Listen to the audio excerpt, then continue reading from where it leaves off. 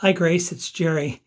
I really appreciated what Bob said last week about perspective and the gospel helping your perspective. I really struggle with having the right perspective. With the all the craziness around the virus, and now with the death of George Floyd, Ahmaud Arbery, and Breonna Taylor, and the ambushing of the police officers that eventually lost their life, with the rioting, with the protests, and the burning and looting of the city. I know good people who work at the Justice Center downtown, and I know they're hurting right now, having their place vandalized. And I've spent a lot of time there praying with inmates and supporting people who were in various court cases. And, how do you have perspective on this? One of the things that helps me in times like this is to memorize scripture. And one of those Psalms that I just happened to be memorizing over the last month was Psalm 11. And Psalm 11 really is helping me with perspective. And it begins like this: "In the Lord I will take refuge. Why then do you say to me, flee like a bird to your mountain? For look, the wicked bend their bows. They set their arrows against the strings to shoot from the shadows at the upright in heart. When the foundations are being destroyed, what can the righteous do? The Lord is in his holy temple. The Lord is on his heavenly throne. He watches everyone on earth.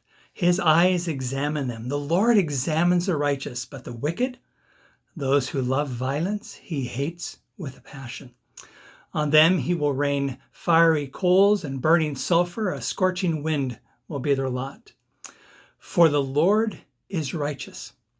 He loves justice, and the upright will see his face." There's a couple of things about this psalm. The first is a warning. If you're a wicked person, if you're someone who loves violence, and if you're down there and you're yelling these things and you're burning and you're looting, you're on God's bad side.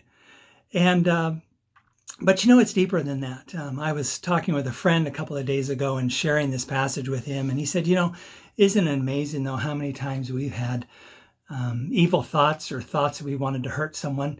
I thought, wow, he's right. This is deeper than that. So if you are a person who just loves to send off emails that hurt people and post things on Facebook that are meant to discourage and just make people angry, you have to be careful, because you are stepping on really shaky ground. But the second thing about this passage is the assurance. And the assurance is that if you say, God is my refuge, you can bet that even though the foundations are falling and being destroyed around you, you can rely on God to be in charge. You can rely on him to be holy. You can rely on him to be sovereign and in charge. And even though it seems like things are destroyed around you, and maybe you're a victim of injustice, maybe you've been racially profiled, or maybe there's things people are saying about you, slandering against you, you can know that God is righteous. He's the very character of righteousness, and he loves justice. You will get justice. So I just want to encourage you with that. I love you. Looking forward to seeing you again. Talk to you later.